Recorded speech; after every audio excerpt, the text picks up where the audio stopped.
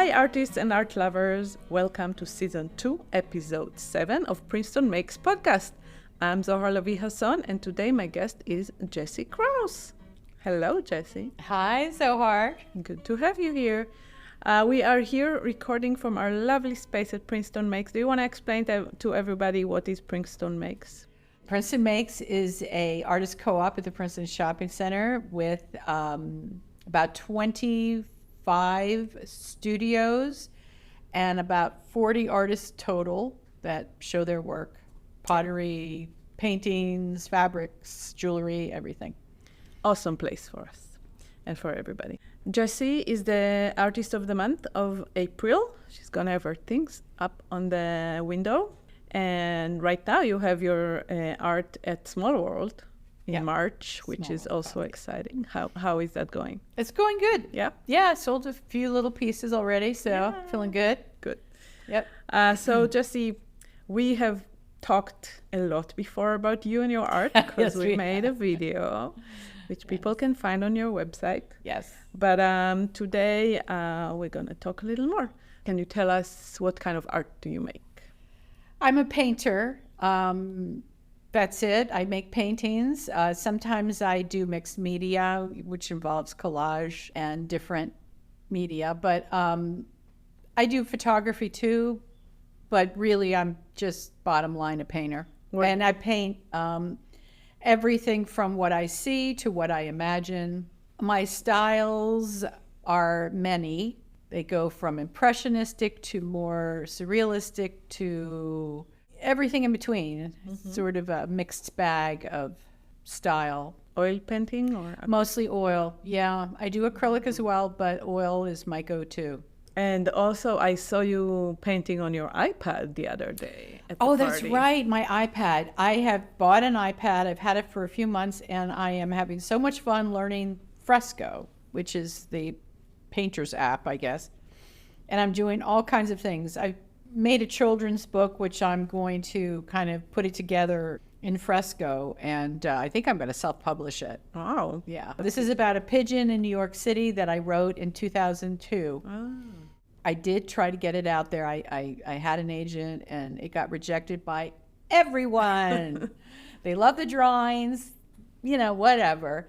And it's just sort of something I did. And it's cute. Why can't I paint it? Why can't I have it published? Totally. Well, I will do it myself, and I will days. give it to friends, and who cares? Sell it here. Sell it here, yeah. Very good. All right, so painting. So when did you start painting?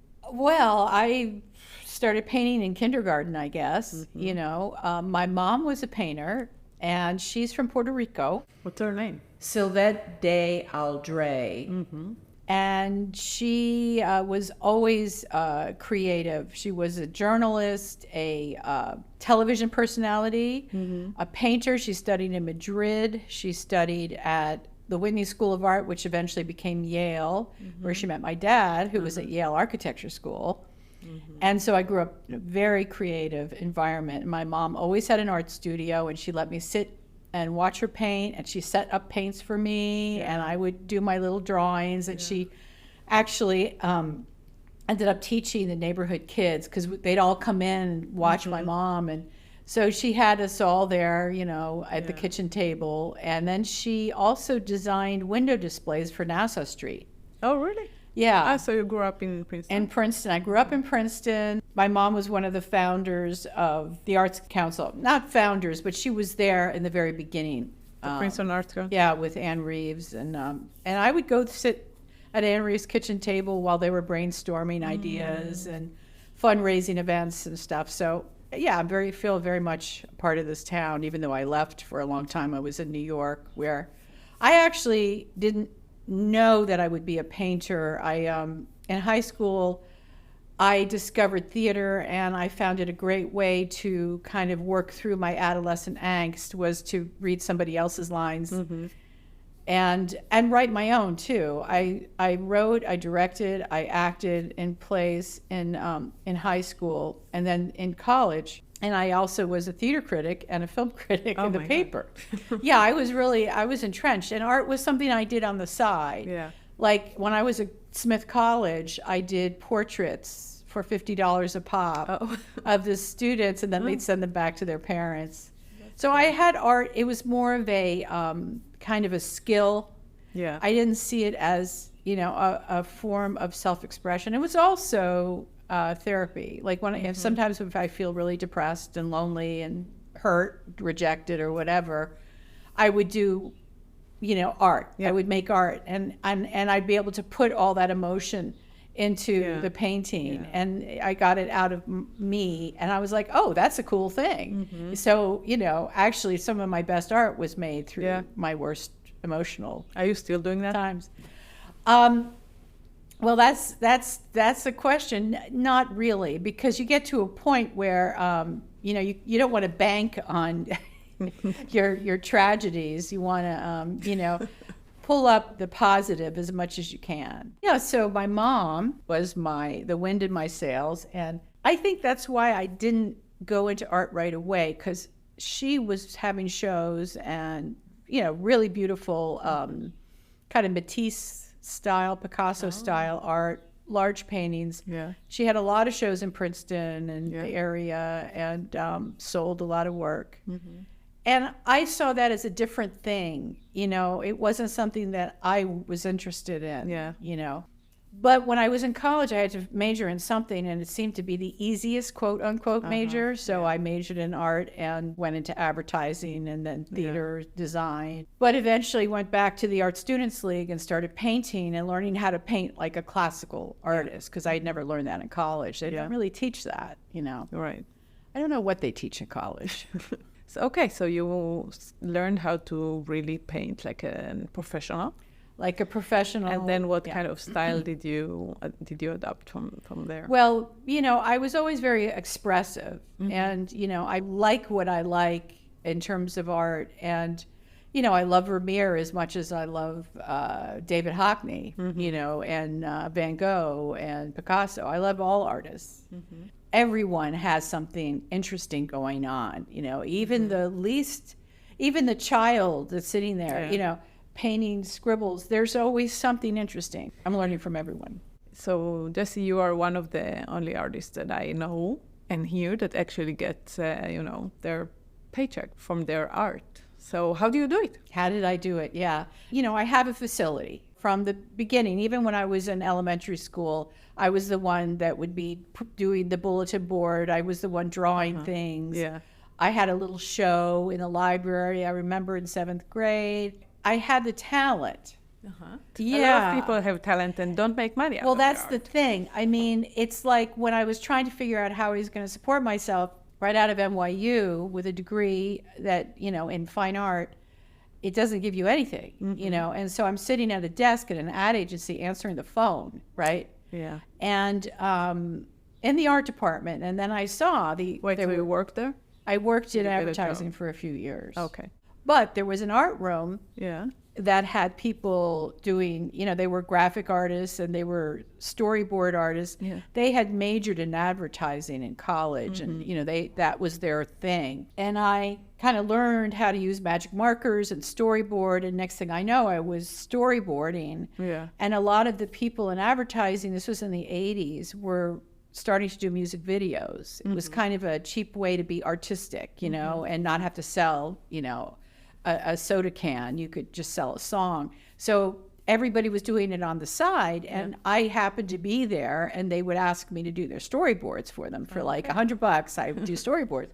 So next thing I know, I was sort of designing this, you know, I'd be sitting there with these directors coming up with visuals, and then I sort of realized that, wait, I could get paid more if I was the art director or production designer. All right. I had no knowledge of it, but I did have one person who really believed in me. She thought I was very talented, and she was sort of a hot young director at that point.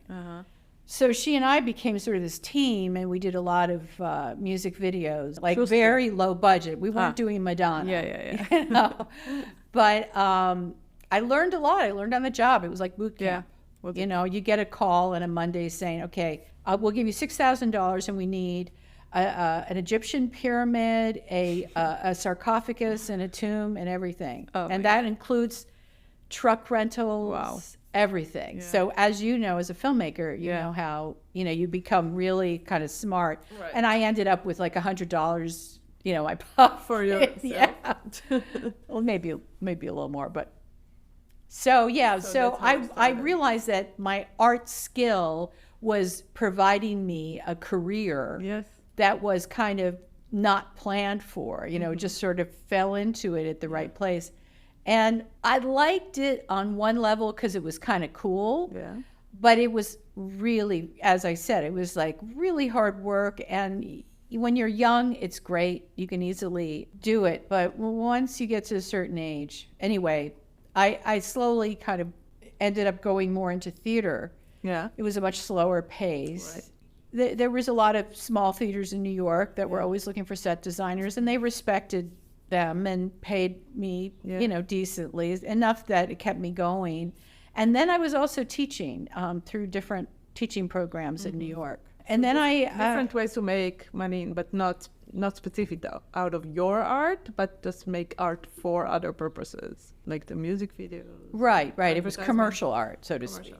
Yeah, and even when I started doing the greeting cards, I think the reason I got into Barnes & Noble, which was my first account, was the fact that I had a very specific subject matter. It was almost like illustration in that I depicted the buildings and the neighborhoods of the surroundings of that Barnes & Noble. And did you know, you knew that this is going to make you money? No. That's why you did it? I had no idea. I did it because I had been at the Art Students League, being inside, painting the figure and other things. I was in dark theaters, painting sets. And I just had an epiphany one day. I was living on Gramercy Park, and there was this beautiful park, and why can't I paint outside? Yeah. It's a beautiful neighborhood, and so I started painting outside. Yeah. And all I could see were the, beautiful buildings and trees and gardens, and so I just painted this lovely place, and I just kept going. Yeah, and so I had this product. I had a niche market where I went into the Barnes & Noble, which happened to be their flagship store. I didn't know this. It's the largest Barnes & Noble in the world on Union Square. Union Square, yeah. And I walked in with about 5 handmade cards of the local neighborhood with a little handwritten note to the manager. And I said, I'm local, I've done these cards, and it just so happened that he said, this is exactly what I'm looking for, local art. And so they ended up buying a bunch, and they sold out, and they bought more, and they sold out, and then they gave me a barcode, and then I was in the system, and I eventually got into 18 around the country. 18 stores? Stores, Barnes & Noble's, like major Barnes & Noble stores. Wow. Are you still selling in Barnes & Noble? Nope. They sold the company. It's no longer the Riggios. And they got a new owner, and then they got a new CEO. And they got rid of all independent vendors. Oh. We were too complicated. So that was a big loss. I still sell cards. I sell them locally. I have a couple accounts in New England with vendors. And this is not the only way that you make your living. You also sell your art.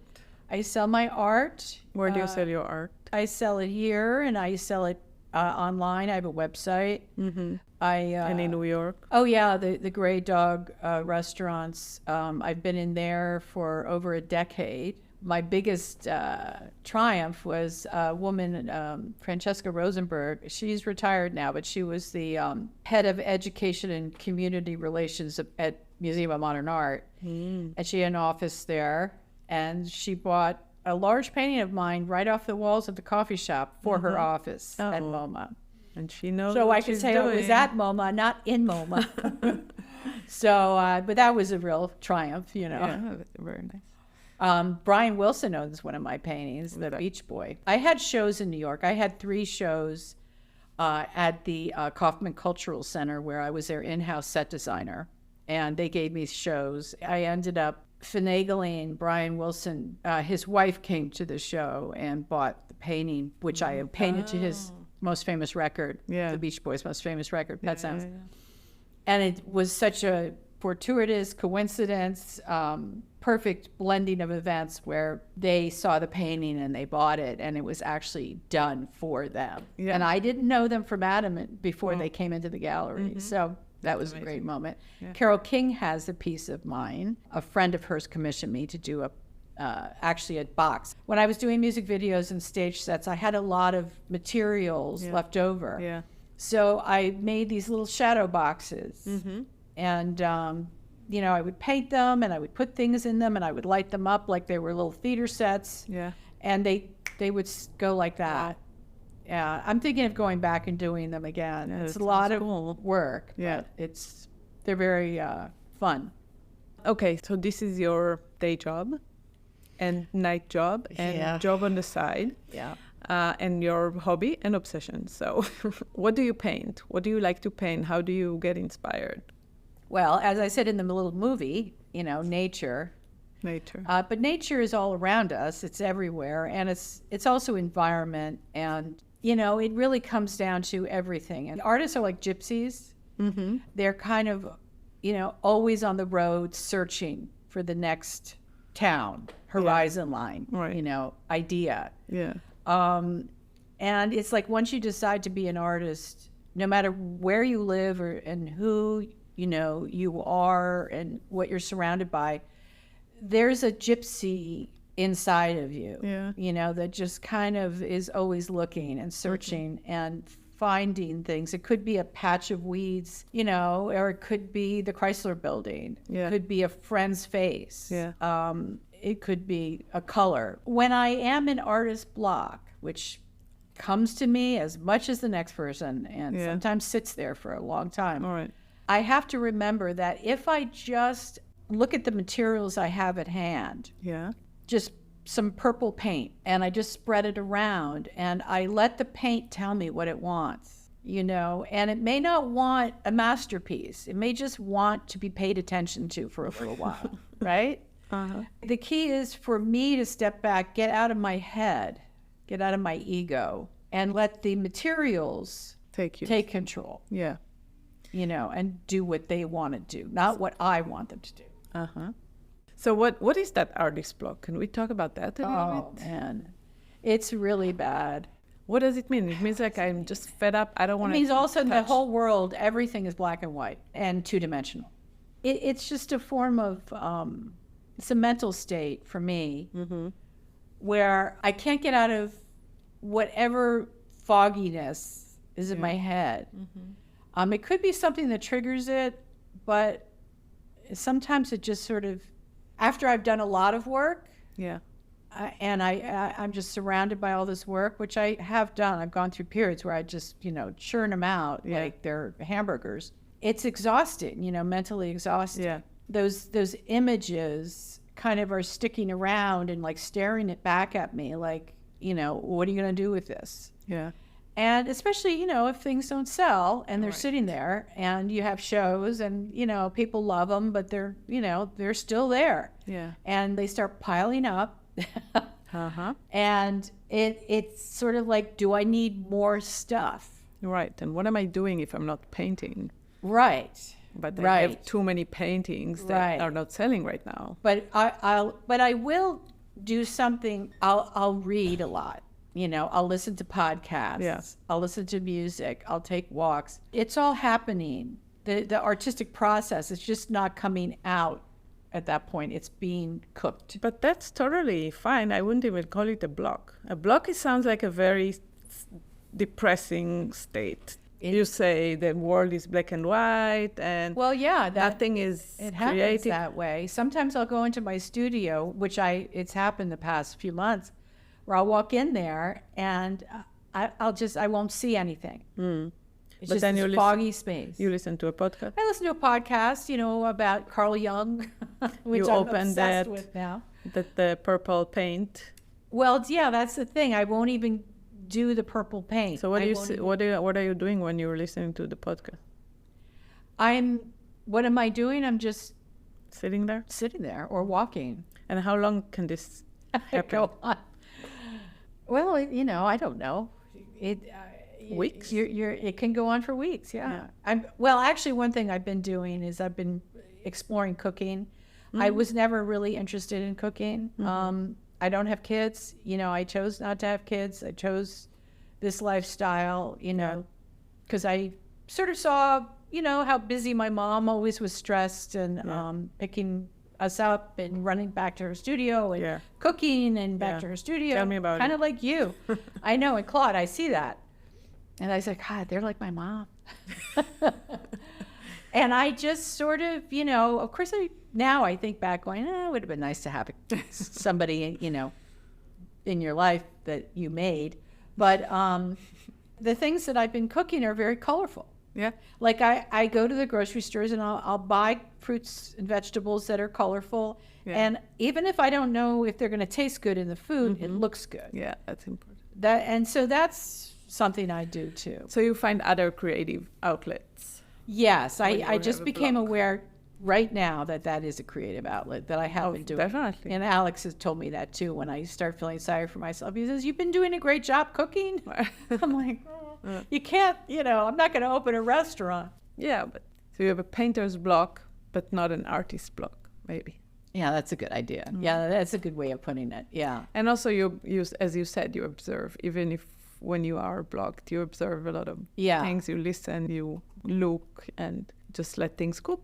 Yeah. As you said. And the iPad is great because it is so easy to just like put marks there without any commitment, without having to, go to my studio. I can be, anywhere. You have this artist block, but do you already know in the back of your head that this will also go away and you will go back? Yes, I do. Because and I am a little bit of a drama queen. I used to be an actress. Right. So I will spend time saying, oh, I'm so depressed. I can't do anything.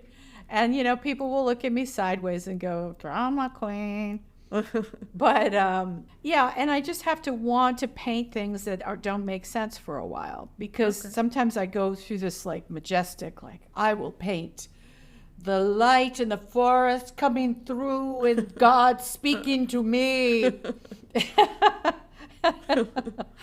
And, that's great. Yeah. But I don't always feel that way. Yeah. So sometimes you just want to paint something that kind of looks okay, and you have to stop wanting to be this important kind of message. It's just paint on canvas, and it's just like making shapes and colors and designs. Yeah. If it turns out to be the light coming through the forest, that's great. Sometimes it's just a bunch of triangles. It's time for a game, Ask the Artist, and I will need you to answer quickly and not much thinking.